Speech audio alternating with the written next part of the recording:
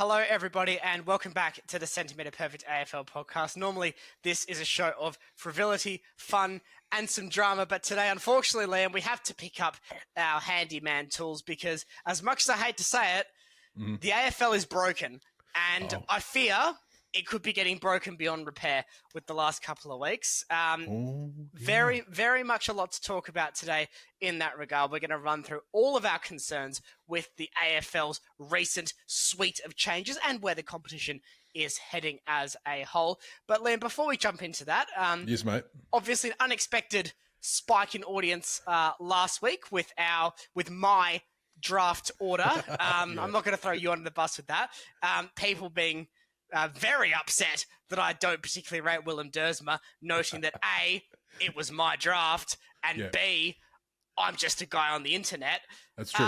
But thank you to everyone that stuck around. Based on the people that liked and subscribed, I would have to say the positivity outweighed the negativity. And a big shout out as well to those of you who engaged with their thoughts on their teams and what they wanted out of the draft. It makes it a lot easier to engage with people when they're not belligerent. So we appreciate the comments and the engagement on that. I hope I answered those to your satisfaction. And for those wondering why Carlton got a mystery added draft pick, because I just decided they could. No, I did the calculations wrong. I apologise for that. I will own my mistakes, as hopefully the AFL will own theirs in the coming weeks. But Liam, if people aren't already sick of us after last week, where can they find us? They can find us at cmperfect_AFL on Insta, Apple, Amazon, Spotify, and of course YouTube. And I know, Jesse, you're fired up because you went on it. I'm excited for this one, Jesse. I'm excited for this. Do you know why? Those of you who've been with us for a little while, remember a little thing we used to do back in the day called Total Eclipse of the Dart, where Jesse would be given 2 minutes to rant on anything he wanted to. And that's what basically today's going to be, a whole episode of it. You are welcome. But just going back, Jesse, to the spike of views that we got last week. Thank you very much for watching. Whether you liked it or you didn't like it, that's fine. For those of you who want us to keep our day jobs, also fine. This doesn't pay us a thing. So you don't have to worry about that. Are we going to stop though? Also no. But I really enjoyed the feedback. It's a really, really interesting, we've never had this before, Jesse. We've never had people commenting like crazy on our videos, and to get to actually experience that and witness that was fantastic. But I just want to shout out one comment, Jesse, because it was my favorite one. Okay. Only because it was like, you lost me at the start and the end came back strong. Simply shocking takes, bad pronunciation, zero banter, but I loved it. If that's not this podcast in a nutshell, I don't know what is. Well, I'm gonna caveat that and say I don't think there's any shocking takes. I mean, you may have all the banter of a dead timber frame, but that's not my responsibility or concern. I'm here, Liam, to talk about the issues. And right now, there is a lot of issues confronting us. I don't think we need to waste any more time on banter because, keen, Jesse. as some people tell me, you're a laugh track and I'm unfunny. So we're going to cast the banter aside for today and focus on the real issues at hand. And the real issues at hand is the AFL. Sorry, Jesse, I have to wait. But before you start, I have to put my serious face on. You interrupted my spiel for that. Yep, sure did. What a joke. A couple of weeks ago, we did a video on 10 things the AFL must fix. If you haven't checked that one out, that's a good one to cue after this because it's not just me blindly raging for half an hour with no concepts of how to fix this league. So we're going to cast solutions aside for today and we're going to make this a safe space to vent for our viewers, for our listeners, and for ourselves. Yep. Because I think it's sometimes okay to take a step back as fans of something, that's ultimately what we are, and say, I don't like this. I don't need to have the answer to fix this, even if I do know what the answer is. I can just say, hey, this is bad, and I don't like it. And that's okay. And that's the angle we're taking today, Liam. We're looking at this through the lens of the love of the sport, Australian rules football, and this growing chasm, in my mind at least, between my love of Australian rules football and my tolerance of the AFL. And that is a distinction with a key difference at the moment, because as I'm sure all AFL fans who tune in regularly will be aware, 2026 will see the introduction of the Wildcard round, meaning we now have 10 teams in the final series. Now, there has been seemingly debate on all sides about whether this is a finals game. Andrew Dillon has seemingly, captains called it that it is. Now, This is my last bit of positivity for this entire video. Okay, go on. Andrew Dillon's press conference was at the front of what I assume was AFL House this morning. Did you see who was in the background of any of the video feeds from one of the camera shots? I don't know whose camera it was. I apologize, but one of the angles you can see the Fremantle players walking out into Optus, going out to their banner. Firmly behind Andrew Dillon was number 11. So that means that on AFL House, James Aish is proudly displayed on AFLs. And frankly, that might just be enough to get me back on side with the AFL.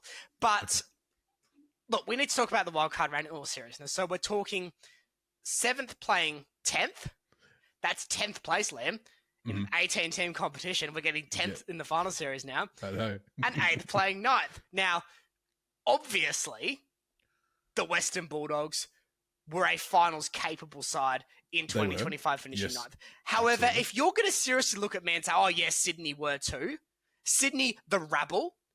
Sydney, the club that couldn't score with any form of regularity beyond 70 points. Sydney with the rookie coach who barely is clinging on to his job, in my view, with one of the most underwhelming seasons we've seen in recent times from a big club of the scale of Sydney. We're talking about Sydney in a final series last season. Like, are you kidding me? Is that where we are as a serious competition? Do we want to be a serious competition? If we're talking 10th, frankly, a nothing position, now being a final series, like, what is the point of this? We don't have divisions, we don't have conference. You can't be an unlucky 10th with any level of consistency in this competition. There is a chasm, season to season, between the top 4 or 5, as a general rule, to the next 3 or 4, and then it drops off a hill. That's just how the fixturing works. That's just how competitive balance in a one-league monopolist sport works. You only have a certain talent pool to use. So now, long-term fans of the game have to deal with this. And it's not like I've seen a mixed reaction. I have seen one person on Twitter say that they're for this. Now, granted, that is my algorithm, but I think it speaks to a wider audience. There's not wholesale support for this by any stretch of the imagination. This has got to be one of the single most frustrating decisions I've seen the AFL make, certainly in my lifetime. I've seen petitions out there, get rid of Andrew Dillon, petitions to get rid of of this wildcard round, Jesse. But most of the sentiment I saw online was basically, guys, don't even bother. It's gonna happen. So why are you wasting all this energy? I think like you said at the start, I think it's good to vent this out because it's frustrating. Because even as they were speaking about this for the longest time and it was kind of dangling around. I feel like they kind of just dropped it on us under the cover of night and just went, okay, but this is actually happening now. There was no discussion. It was out of nowhere. Coming into like a 20-team competition, I can see some value in it. But we're a decade away from that. Like maybe 5-6 years away from having 20 teams in the competition, which I know we'll segue into your next point in a sec. But now is not the time for it. It doesn't make any sense. Like, I did like GWS's little post today. It was very funny when Andrew Dillon obviously came out and said a win of the wild card round is a win of the finals. What did they say, Jesse? I mean, I wouldn't mudsling if I was the Giants because they were borderline dropping out of the 8 for a while last season. It doesn't matter anymore. Fremantle Cup. Well, that's what I'm saying. Like, at the end of the day, the fact that this has had support from club executives and the AFL itself, well, it does. It shows a distinct disconnect between fan expectation and fan experience, and now what we're going to see. So what I'm even more confused about, there seems to be a lack of clarity about who plays who in finals week, what is now 2, with I've seen different reports that 5th now plays 7th. Well, that's going to depend on who wins, Jesse. But that's what I'm saying. This is ridiculous. Like, the fact that it's not known or at least well communicated is diabolical, given we are 5 months away from the start of the season. That is diabolical communication from the AFL. Here's what makes the most sense with this whole debacle. 5th or 8th plays 9th, right? So 5th would normally play 8th. So the winner of that game would play that, which means you could have people finishing 6th playing whoever finished 10th. It's like it's very, very silly. Like, you can see why it works in America. Like we've had this discussion offline about like the NFL. The NFL has lots of different divisions, and I'm pretty sure how it works is the top one from each division goes through, but then the rest of them might not. So you might have a really good team in one of those divisions who wasn't quite the best team, who still deserves that shot, just the way that's all set up. The NBA though has this. They have the wildcard system, pretty much exactly this. The play-in, as they call it, and again, you've got two divisions, like 30 teams. Okay, kind of makes sense. One division, like who's going to be excited about finishing 10th? Do you know what I mean? Like it's taking away that little element of excitement towards the end of the season when you're coming in, especially if you base it on how I think the teams are going to go next year. We're going to have a top 10 that are going to be pretty close to each other, I reckon. I reckon that top 8 squeeze is going to get even tighter. So if you have like the top 10 that are set by round 17, who cares? Like it's just kind of I mean, you can replicate this season. If right. we had a top 10, I mean, it was pretty clear that Sydney were the least worst of the battlers. Of course. But, you know, if you're looking at this as Dean Cox or Justin Longmuir, you're cackling on the floor, aren't you? Because we talk about KPIs for coaches being finals. Well, if the bar is now lowered significantly, and I understand that 2 ladder spots may not sound like a huge difference, but when we talk about gradient of improvement and we talk about discrepancy across performance in that section, that's an enormous difference because, I mean, you only look at Fremantle in 2024 falling off a cliff, losing the last 4 games. They would have been a wild card. They would have been awful.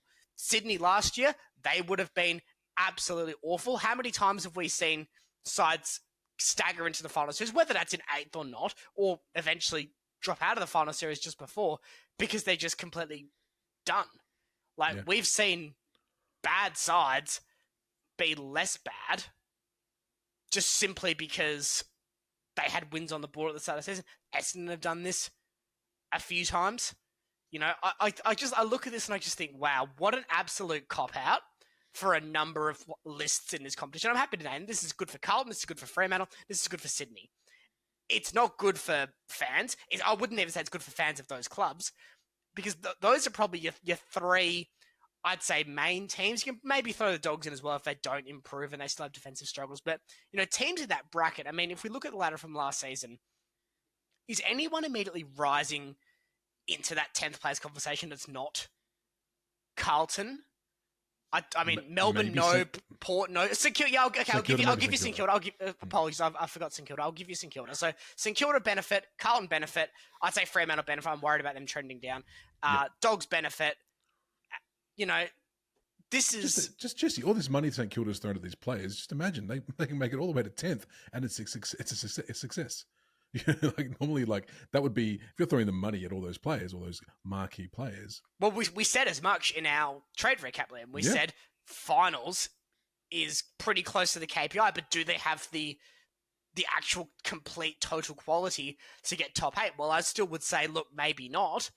But do they have the quality to get top 10? I would say, yeah. Like that's a different conversation. So all of a sudden, St Kilda are now likely finalists next season, even if I don't change where I have them. And this, for a bit of inside awareness, this was going to be our far too early 2026 season prediction week. And then wildcard round came. So we'll do that at some point in the future. But no, I look at this and I'll come to my main concern in a second because it'll segue us into our next point.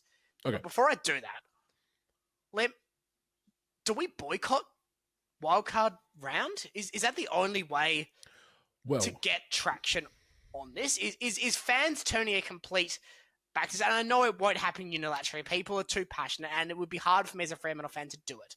Yep. But is that the only option here? Well, I think you hit that on the head though, Jesse. And the AFL knows this all too well. It's not going to happen. People are still going to go to their team in a wildcard. People are still going to watch it. They're still going to watch all the games as well.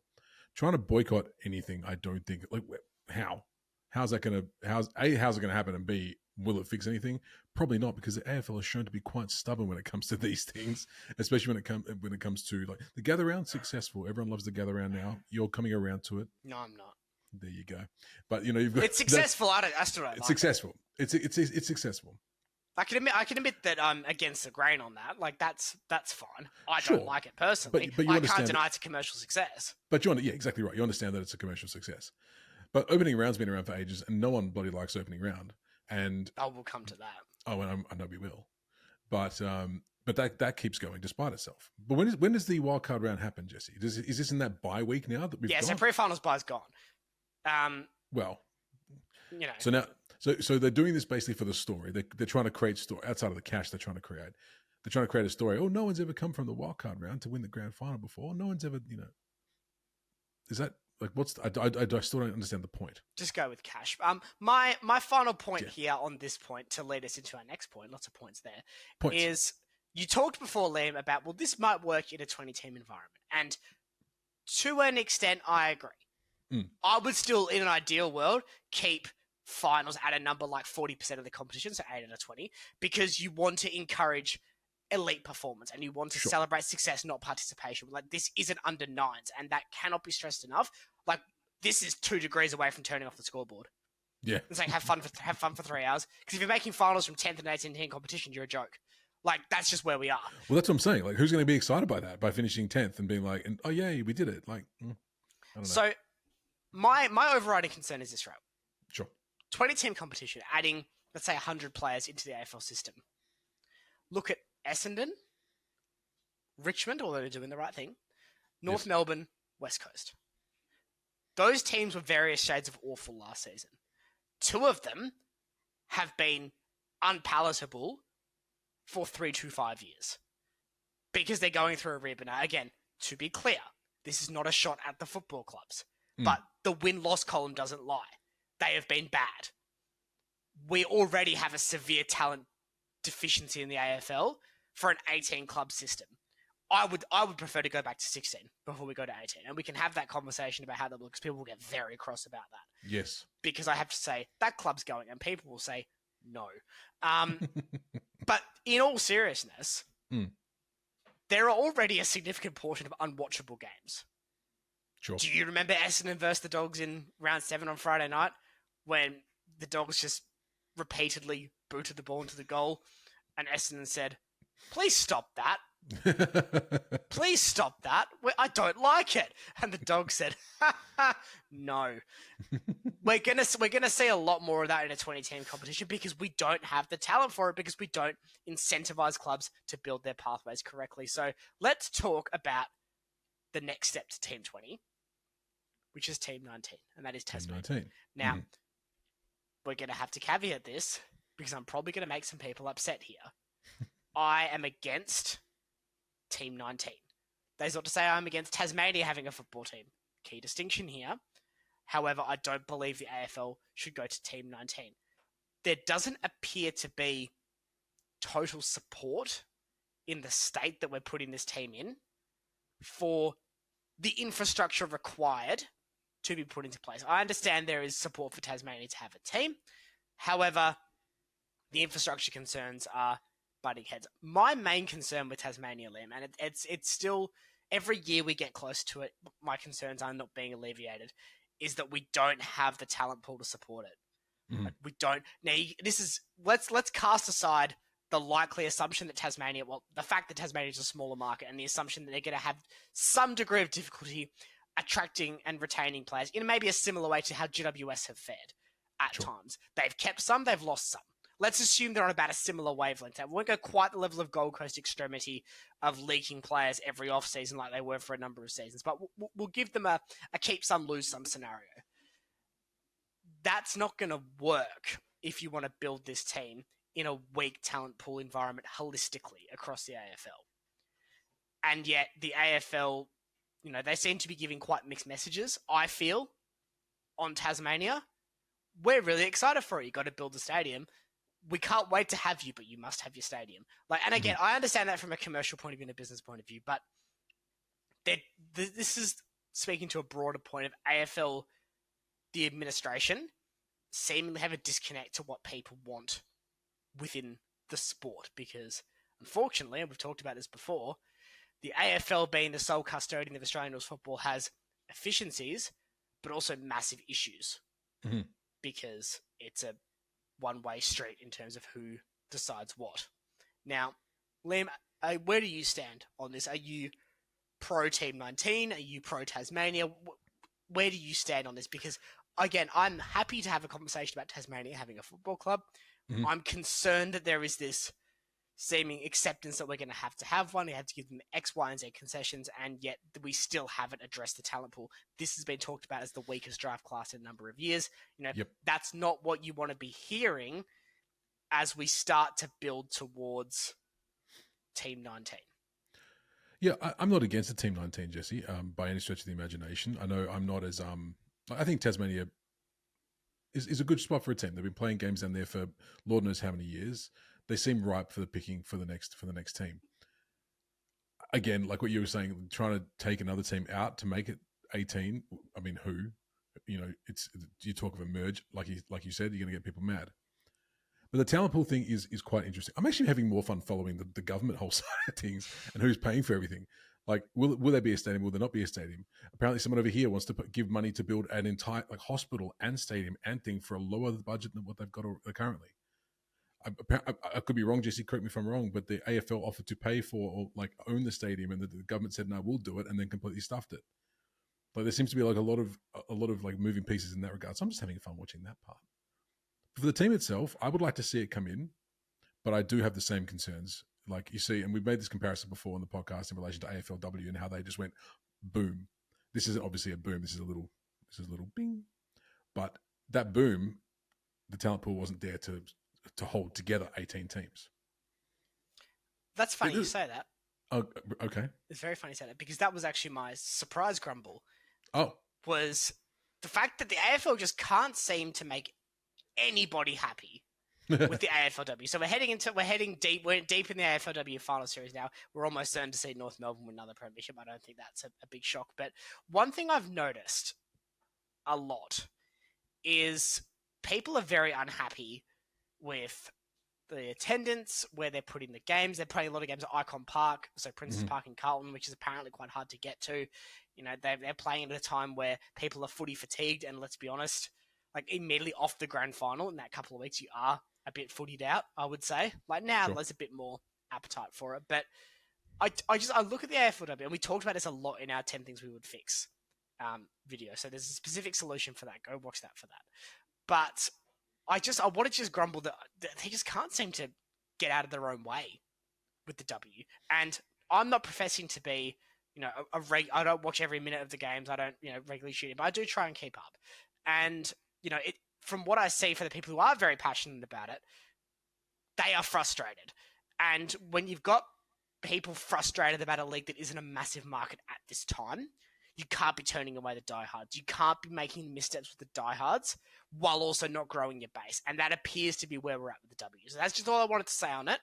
Heading into the final series, for the fact that there's still frustration around 1,000,001 things within the competition, I don't think that's good for the health of Australian Rules football as a whole. Because if you want to market, that elite pathway to women and girls, you've got to have broad support and people on side. You can't just say, hey, we also have a women's comp that we sometimes care about, and they're playing at Princes Park and it's raining. Sorry. Do you reckon, Jesse, it stinks of trying to do too much too quickly? Yeah, I've always said that about W. Always, I think that was their biggest misstep with W. I'm not even talking about W. I'm just talking in general. Yeah, the Andrew Dillon legacy speed run. Yeah, it is. It's an absolute speed run. And it seems like there's things being fixed that don't need to be fixed. And I understand some of the things about the rules and try and speed up the game. Whatever, we'll talk about that in a second as well. But in terms of the holistic things like the competition itself, and it doesn't seem to come along with any certainty or clarity as to how those decisions were made. It just and I'm sure this is the burden you bear when you're the head of a company. You are the face of the company, and obviously all the decisions come through you. But it feels like he's just making these decisions without any sort of recompense. No one's he's not talking to anybody. He's like, I like the wildcard rule. Let's do that. I went to an NBA game and they were yelling defense. But it kind of how it feels like. It feels like it's knee-jerk reactions to everything. It does, but the AFL's been like that since before, Dylan. Not necessarily Gill specifically, but knee-jerk reactions is a very AFL thing. And sure. I don't really understand why, because you have a captive audience. Yeah. You can make a 2-3 year transition plan to, hey, we're going to do a wildcard in 2029. People will say, boo, that really sucks. and then they'll probably forget about it, and they'll say, "Oh, the wildcard's back. Boo, that really sucks." That's probably better than, "Hey, we're doing the wildcard next year," and everybody says that really sucks, and it's happening next year, and now I'm cross. Like, hello, we don't need it's not urgent, especially with no team like Tasmania aren't in yet. We don't need to do it this next season. It's so silly. It is so silly. Yeah, the creating urgency that is unnecessary. It's yeah. Anyway, hey, let's talk more silliness. Opening round now includes Victoria. Now, I was specifically told this was to market the game north of the Barassi line, and I didn't like it, and I thought it was stupid. I said, what about we call opening round round 1 and have all the teams play? But I think we've crossed a new dimension of stupidity, and this, as objectively dumb as wildcard round is, and as objectively unlikable and frustrating for fans as wildcard round is, this is just bizarre, isn't it? Like, you've got to stick to your guns. If you're gonna roll this out and make everyone dislike it, you've got to stick to the basic principle that this is to market the game in New South Wales and Queensland. This is just ridiculous. Having Collingwood and St Kilda play, and I don't even get me started on apparently Collingwood saying they didn't want to travel. Yeah. Like, do not even get me started on that. Like, and I'm not even going to have a go at Collingwood for that. They're allowed to say, hey, we don't want to do this. But for the AFL to then turn around and say yes? Yeah. Yeah, that's it. But just don't have Collingwood play. Seems pretty easy. If you're going to do this, I agree with you, Jesse. You're going to stick to it. But, like, to have now Melbourne teams involved in something that was, like, it's silly. No, Melbourne teams, games in Melbourne. And isn't it at Marvel as well? It's like just not even at the. If we have 5 games in round 0, just add the other 4. You've got over half the competition playing. You guys love doing things over halves. No, just add it on. We need to have at least one bye. Do you reckon this is what it is, Jesse? They're practicing. This is we just had a go at them just doing things by roughshod. Maybe I've just discovered the genius, Jesse. All they're doing is they're trying to introduce more bye games every single week, every single round to get us ready for when there's a team 19 and there's going to be a bye every week. Worry about that when we get to it. That's not that's not hard to fixture. That's not a wholesale change. You just said you wanted things to happen slower. This is a good way. I've solved it all, Jesse. You're welcome. So you're on board with this then? No, fuck no. no. I'm in 100% agreement with you. Like, it doesn't make any sense to have these. Just make it all. I mean, what it's going to get to anyway. You're just adding a new team every. Obviously, last year we couldn't have anything because of the heckin' cyclone. But we're just getting to the point where it's just it's going to be it's going to be round 1 anyway. Just chuck everyone in. Opening round shouldn't exist. That's not a controversial statement, but if you have to do it, if you have to make round 1 a big spectacle piece, and really I don't think you need to, because guess what? Football being back sells itself. You don't need to make it like this ridiculous, overhyped monstrosity, because guess what? People are going to watch Essendon versus Melbourne at the G on a Sunday afternoon if it's in round 1. Yes. Because it's the first time these teams are back. Neutrals have been starved of footy. They're probably going to watch it. Like, you don't need to have marquee matchups, and admittedly, not a lot of the opening round clashes are, but you've just solved your own problem there. Footy's back. You want eyeballs on the sport? Let everyone play. Let everyone have a go. Spread out your fixture properly. You know what you can eat? You've got Wednesday night, because you can do it on a Wednesday. That's fine. You can do it as a once-off. Wednesday, Thursday, your Carlton Richmond, your old traditional game. Bring that back. Friday, so you got 3. 3 on Saturday, 3 on Sunday. No overlaps. You can watch 9 games of footy across that period. If you're getting stuck, you can even do one on the Monday. Yeah. And I know that's a bit jiggery poker with the fixtures, but I don't think the broadcasters are going to hate that. No. Footy on midweek time slots does well. There might be some fan disgruntlement, but like, honestly, round 1, footy's back. You can probably get away with it. Yeah. Well, no, 100%. They play games on Wednesday and Thursday at the start of the season anyway, do they not? They I do. feel like this is if I feel like that we're not reinventing any wheels here. It's just like we're putting the wheels back on that worked, and not the ones that were burning alive. These ones are triangle shaped. These ones are squares. Oh no! It's going to be good fun. Sydney It's Carlton, it's GWS it's, Hawthorn. it's like riding a horse backwards around the track and wondering why you didn't win. Yeah. Like you're going the wrong way. Yeah. I mean, who of you at home like the opening round? I'd like to hear someone comment on who loves the opening round. They think it's great. Especially if you're not a supporter of one of the New South Wales or Queensland clubs. That's right. If you're an Eagles supporter, do you love opening round? If you're an Adelaide supporter, do you love opening round? Let us know. If you're an Eagles supporter, what do you love more, opening round or Harley's cornrows? What did he do? Is that his off-season shenanigans, is it? Cheeky cornrows. Can't help himself, can he? Can't help himself. No, I think the opening round is going to be a contentious one. This is all going to be contentious across the board.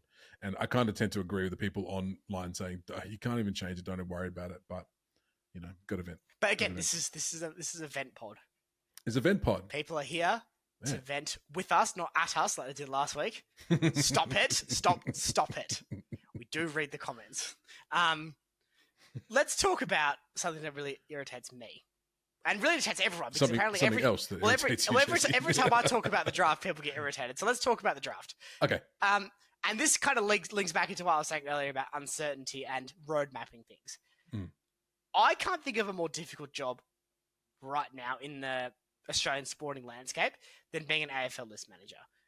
Because no one knows what's going to happen with points, mid-season trading for anything, values in 2 years' time. Mm. If you're trying to build a list right now, let's use Richmond as an example here, because I think Richmond have made so many good steps to build up their list with young talent. They might be saying, well, we want to start attracting some big names here, lock down some of our young guys, get some big names in.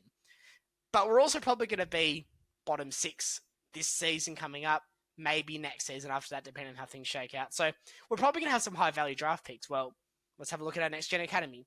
We don't really have anyone. So let's talk about, well, do we want to trade these picks for proven players, or do we want to draft from them? Mm. They could say, right, well, we don't want these picks. We're happy with the young talent we've got. Let's get some guys in their prime. Let's attack free agency. Let's get what we need. The AFL could turn around tomorrow and say, right, well, next year all pick values are halved. Yeah. And then Richmond have done all this planning, and now what they desperately want to get rid of, the picks which are worth it for clubs like Gold Coast and Brisbane to get their points, or any club has got an NJ or father-son player they need to take, all of a sudden, their entire strategy and their 2, 3, 5 year list management planning to contend has been torpedoed. And now everyone looks around the room and says, well, what do we do now? We have to draft this guy. Do we really want him in our heart of hearts? Not really. So is this something that you've heard happening on the grapevine, or you're just putting a hypothetical out because we don't know? Well, we see it every time we get to August. Are we changing the rules this year for draft value? Oh yeah, let's change. Let's middle with this. The draft value discount is now 10%, not 20%. I think that was August. Mm-hmm. Like, that's not enough time. No. If you want clubs to be long-term successful, and I think that's what every fan base would want from their team. That's not saying that everyone just hogs the same spot, but you want clubs to be able to at least have the ability to plan. Yeah. I don't think you can reliably. Like, Fremantle's probably a good example to talk about here because of where our list is. Right now, we have a very good list in terms of what we have built, and there's not too many glaring holes that I would say would keep us from attempting to push up the ladder in an ideal scenario. Sure. However, Fremantle might have a star next gen academy kid next year. Absolute star. Like, potentially a top 5 pick. This isn't necessarily true. I'm just saying it's a complete hypothetical. Yeah. So Fremantle now need to start thinking about, in this scenario, well, how do we get the points we need to get him and make sure that he's coming to us? Like Liam Henry when he was a top 10 pick in 2019. Probably a good example here. You can plan for that. If you know this kid's good at 15, you can plan for that. If you've been told this is the value from 2026 to 2029, it is worth this much. In 2027 or 2028, we will consult and we will decide what is going to happen from 2030 and beyond. So if you're going into that 2029 draft saying, hey, this kid's pretty special, all of a sudden 2027, you're trading out a current second for a future second and a future third. You're rolling your picks over. You're starting to get the points you need over time, just subtly sliding back in the draft order. Other clubs may know what you're up to, but they're fine with that because they also might be trying to get forward because they've got a guy they really want to take in the top 20 in 2027. You can't do that, though, with this flying by your seat of your pants approach that it feels like the AFL do have to draft and trading rules, because we talk about it every year. Are we doing mid-season trading next season? No. Okay, see you in 12 months, we'll talk about it again. Not only is that boring, it's unhelpful. Because if you're, again, we'll use Fremantle, they might look at a guy like, let's use Brennan Cox, just purely because he's a very good player. There might be a point where Josh Draper becomes a phenomenal, clear star defender for Fremantle. I still think he's got a bit of potential. He might just all of a sudden be a gun, and the coaching panel will sit down and say, right, well, we kind of want to run with Pearson Draper, and then that gets back to the list management department and say, well, is it a case of Cox is too good to be sitting at Peel? Probably. But you're insisting on Pearson Draper. Well, let's see what the market's worth for him. Now, we can have a whole conversation about whether mid-season training is a good idea or not. My point here is, I don't like the constant dangling of the poisonous fruit or the carrot or whatever. It's unhelpful for list managers. It's unhelpful for clubs, and it's unhelpful for fans. Yeah. No, I mean, of all the things we've spoken about today, the things that you can't just change on a whim would be this. Because like you said, it's been years and years of rule changes you can adjust to pretty quickly. Things like fixture changes or whatever, because it's just extra games. But drafts and the list management is years in the making. Like you've been saying. Can't just be like, no, changing it now. But do you reckon they'll do that, Jesse? Do you reckon they'll just be like, man, next year we're doing it XYZ? Because there are changes coming next year, are there not? I do, because we've been down this road before. You only need to look at the change to the points discount and adjustments to draft value index. Like, it does happen sometimes in a matter of months. Wait a second. So you were saying before, like, I recommended we do a video on the draft and how the points and stuff work. You said, and I said no because it changes every year. It changes every year. I thought there was some sort of like wholesale changes coming next year. There is tweaks every year to the point where it actually makes doing a video on it very dated. It's the same thing with the rules. If we were to sit down and do this is what the AFL is, for a brand new person, I would actually say, no, I'm not filming that, because it's going to be completely out of date in 12 months. There's no point. Well, speaking of changes in rules, Jesse, should we bump into what the changes of the rules are? I think we should. Coming into 2026, there are 7 big ones that have changed. 7 rules in one off season. Yeah, but they're going to make it easy for the umpires to adjudicate, Jesse. Oh, they're getting rid of one of the umpires, like I've been saying they should since they brought in the 4th. Is that one of the rule changes? No, that's not a rule change. No, that'd be silly, Jesse. That would make sense. Now, we've got seven changes that have been made to try and obviously speed up the game, as that's the main, but they're so obsessed with. Apparently, games got slower. I haven't really noticed. Jesse, have you? The game has gotten more structured. Mm-hmm. But I don't agree it's gotten slower. I think clubs have gotten better at adapting to momentum and how to generate momentum for themselves. That in turn leads the opposition to try and shut things down, which can create stoppage heavy. But I mean, anyone that saw footy in the mid to late 2000s, this is like lightning compared to that. I don't understand the obsession. They talk about wanting to increase scoring. Yes. Scoring's fine. Yeah. Well, it's not fine, Jesse. And the game's not fast enough. We need lightning. We need like fucking super, super crazy fast. So here's what they've done. 7 different rules. I'm going to go through them all, and you're going to tell me what your thoughts are about them. I'll give my thoughts and opinions as well. Starting with some basic ones like the goal square starting position. Like for the 666 rule, Jesse, how do you feel about that one? This is one I really don't care about. Me either. Let's move on to another. I mean, it just kind of makes sense, right? You're waiting for everyone to run down and stand in your spot. Just fucking move on. Last disposal out of bounds, Jesse. This one was talked about quite a bit coming into the end of last season, the old lasso in the AFLW rule. We were going that way anyway. Yeah. They kind of just pulled the trigger. I've been beaten into submission to accepting this from the adjudication of deliberate out of bounds. So look, whatever, it was coming. Yep. I'm going to leave some of the fun ones to the end. So shrugging the tackle is now considered prior opportunity. Why was it ever not the case? You're right. You're electing not to dispose. Like the fact that wasn't the case, even though it definitely has been in the past, is wild. Yeah, well, I mean, now it's just a tactic to get a high tackle. No more, Jesse. We'll see how they go with that. Ruck nominations. This one was an interesting one. So now they don't have to do it around the ground anymore.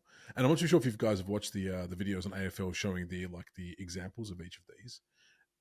I think there's like more often than not the rucks are kind of nearby. There was one example they had where it was just like the rucks were on the other side of the field for God knows whatever reason. They're probably just coming off the bench. And the umpire waited, 25 seconds for them to get over there so he could ball it up. How often are the rucks not going to be in and around, Jesse? Look, it's one of those things, right? Because I can think of certain aerobically less capable rucks around the competition that might struggle with this. Well, there's actually not one of these 7, but then there's also the I don't think it is anyway. I don't think it is. Oh, center ball up contest. Sorry, it is. We'll tie it in because that's obviously the two ruck things. So now you can't, the ruckman can't make contact until they can't cross that middle line and make contact. They have to stay on their side of the lines and jump up into it. Look, I have mixed feelings on this. On the one hand, it's bringing pure ruck work back to its true form, which I know a lot of older genuine tap ruckmen are very appreciative of this. I think Jeff White has been a pretty big supporter of this, if I'm remembering correctly on Twitter, this is back, and I totally understand that. I don't like the fact that it takes away options for clubs and for rucks. And I'm probably a bit biased here because I can think of a ruckman who's going to really struggle under these new rules with the reduced boundary throw-ins, having to lightning nominate, not being able to engage in tangles. I can think of one ruckman in particular I think is going to really struggle with this. Does it rhyme with Lorne Harsey? Hey, what are the chances? It sure is. It's Braun Marsley. How did you know? Well, we're so good with names, Jesse, as everyone knows from last week. Famously. So we're just rolling along with it. It's almost like I knew what I was doing when I put an athletic ruck forward high in the draft order, Liam. Yeah, I know. Who knew? Who knew? Titler. Don't upset them. Stop it. We all learn. My apologies. But no, look, let's talk about this in all seriousness. I think, look, these are ones that I understand. Yes. Where they're coming from. Mm-hmm. I'm a big believer in there should be a little bit of tactical openness for what clubs and list managers do here. So I think reducing this is a bit of a shame, especially given, there's been limited consultation on this. So, if Braun Marsley was able to be traded, that would have been nice. I don't know who would have taken him. No. But they could have. But even come with a guy like Liam Reedy. I don't think Reedy's biggest strength is his aerobic engine or his jumping ability. It's his ability to contest and win. Maybe same with Toby Nankervis nowadays. I think you're looking at guys now and saying, well, do we have to find cover for you? There are some ruckmen who are just monsters like Jared Witts who will be fine. Yes. They will be fine regardless. But there's other guys who maybe they're getting older or maybe they're just not athletic in the same sense that like a Tom de Koning is. That are going to potentially struggle with this and are going to have their value diminished. And I think that's a shame to almost grandfather a type of ruck out of the competition when you've spent a generation adapting rucks to play in that fashion. There's a little thing that I had ready for tonight's little projections or future look aheads that I had about that ruck rule and how I think it's going to go. Obviously, we'll save that for when we actually do our episode on that. But I think it's going to change a lot of stuff. I think it's going to change a lot. And yeah, like your Sean Darcy's are going to really and that ilk of ruckman. Yeah, I mean, how are we going to play? Luke Jackson, fine. Yeah. No stress. This is Merry Christmas, Luke. Yeah, but then who's next? Would you like Omac to play? I actually would. That's not even sarcasm. I'd be quite happy to see Omac back in the team. Me too, Jesse. All right, so what have we done? What have we got left? We've got the align the kick-in time, which is also a bit boring. But it's 8 seconds instead of 15. Yeah, whatever. It just leaves one. I actually don't like that. I don't like that. I don't like that. Please. Because it's vent session, Jesse. Go. It is. I'll keep it quick. It's an unnecessary change. I don't think making players That's move... 7 seconds, Jesse. Well, if clubs want to move the ball fast, they'll move the ball fast. Now you're just going to have reduced skills because everyone's panicking all the time. Yeah. We're already talking about poor skill levels across the bottom sides anyway. Not as saying this will directly correlate to the bottom sides. But you look at clubs like, and again, Fremantle, who move the ball at a glacial pace. Now, on one hand, is this going to force Justin Lemue's hand a bit? Yeah, and is that very selfishly a good thing? Yes, but then I think about that from a broader sense. Well, other clubs, even like Brisbane, who do use a lot of possession game, but have the ability to go fast, are they going to then miss out on some of their structuring and their ability to create offensive opportunities? When clubs are switching, they go fast. But when clubs are trying to build, they often have to pull back a bit. I don't know if this is necessarily the right fix or if it's just a knee-jerk reaction to the ball needs to move more. I think I was listening to the who's the gentleman who came up with the rules? The new guy. What's his name, please? The guy who made the rule changes. They just brought him in. The ex-Brisbane CEO. They brought Swan. Swan. Thank you. You got to give me some more specific descriptions. No, the rule guy. The rule guy. No, Jesse. I want you to know exactly what I'm talking about. I'm the noob here. You're the expert. You're the pro. Yeah. Well, I'm just the guy. It does help when you give the pro a clue of what you're talking about.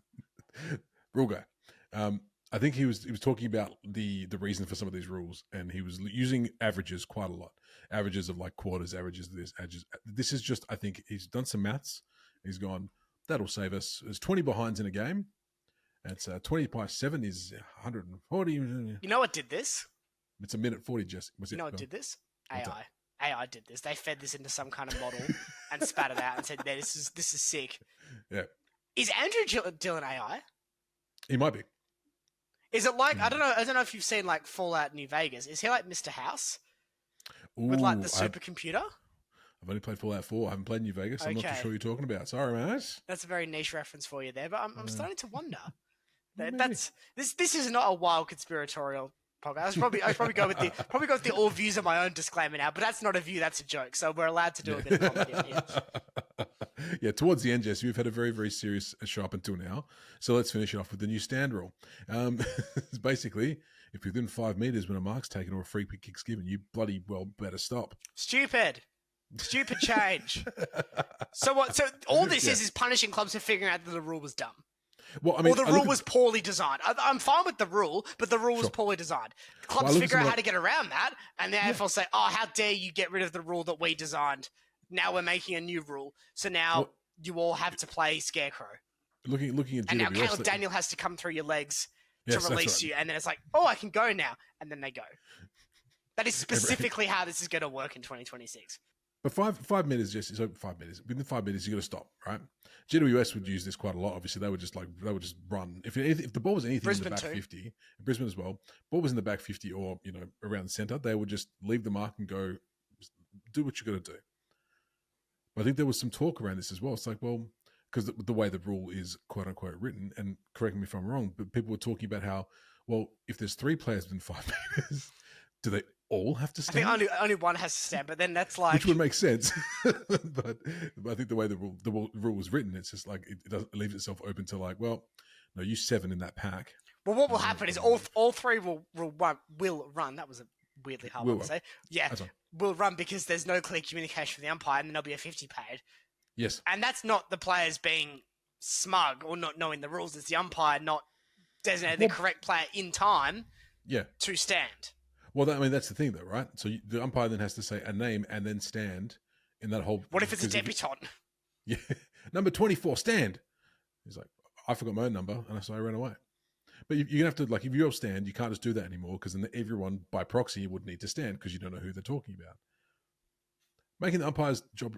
I mean, I'm terrible with names, obviously.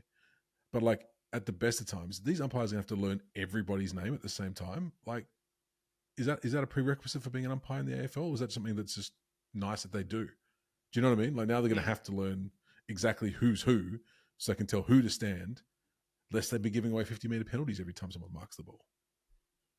Silly. Very silly indeed. Liam, is that all apart from the medical sub being gone, banished into the nether regions, is that all we have for rule changes? No more sub? No more sub, and that's it, Jesse. How do you feel about that? We'll see it in 5 years. Come back again, yeah. That seems to be the ebb and flow of the medical sub. I mean, removing the sub retired in at 5, so depending on how you feel about modern day 5, that's either really good or really bad. That is true. Something will happen, and there'll be an injury, and they'll be like, "Well, we should have this." There'll be a concussion sub. There'll be a concussion sub by 2030, where it can only be used for concussion. Put that down now. There will be a concussion sub in the league by 2030. Speaking of way too early predictions, Jesse, that's a good one. 2030, put it in the books, Jesse. But I think that's all the rules, Jesse. Is there anything else you want to vent about before we wrap it up? No, I'm joking. That's fair. Just you in general. No, thank you everyone for tuning in to what has become more of an event session than a podcast. But next week we're back on track with our far too early predictions for 2026. And the following week will be the complete draft recap where we talk about who you've picked up, who were the bolters, who were the sliders, what happened. We're not going to compare mine to that because I can't believe I need to keep saying this. It was my opinion about what specific clubs should do. Do you know what, Jesse? What? If you happen to be right on like 75% of them, I reckon you're going to want to share them. That's just a prediction. Nah. Well, I know that like Dersman's not going to go 7. I know that. And you said that. You said as much. No, you said as much. That's okay. I promise I wasn't rage baiting people. Genuinely, I promise I wasn't rage baiting anyone. Otherwise, Dersman would have gone 20th to Fremantle.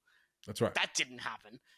Anyway, thanks for tuning into the vent session. Make sure you like, share, and subscribe if you are enjoying what we're putting out. We promise we'll get back on track with some more analytical stuff from next week. On preferred podcasting platforms, a review is much appreciated if you're enjoying the show. But the best type of review you can give us is word of mouth. But I only want you to provide word of mouth to one person and one person only this week. So please send all of your positive comments about this show to Andrew Dillon's inbox. Make sure he is tuning in so Andrew can have a direct line to us and make sure he understands why we don't like his changes. Thanks everyone for tuning in. We'll see you next week on the Centimetre Perfect AFL podcast. Bye, everybody.